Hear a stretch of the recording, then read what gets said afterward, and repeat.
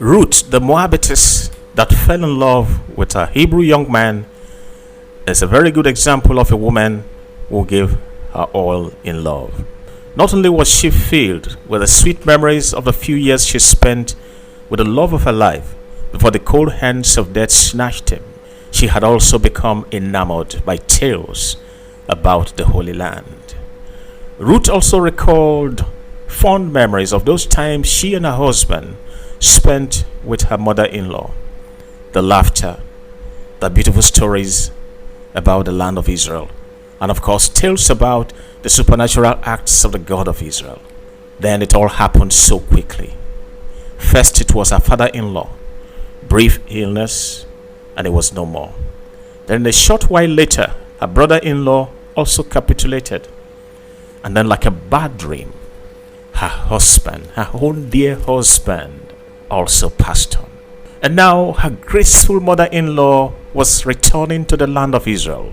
It didn't take Ruth long to process it. Naomi was living with what was left of the sweet memories of their times together.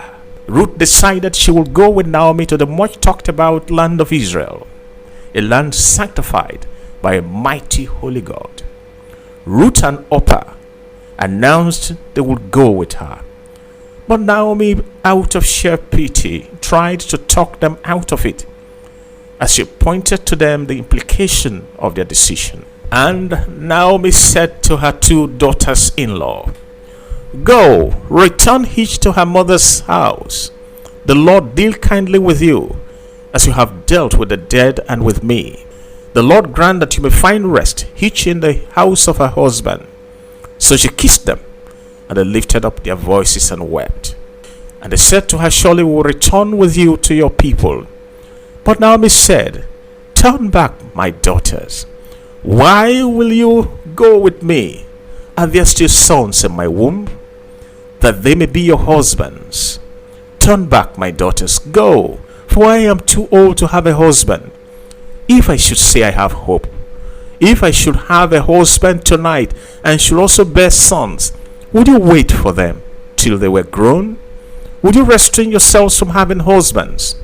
No, my daughters, for it grieves me very much for your sakes that the hand of the Lord has gone out against me." Then they lifted up their voices and wept again. And Orpah kissed her mother-in-law, but Ruth clung to her. And she said, "Look, your sister-in-law has gone back to her people and to her gods. Return after your sister-in-law."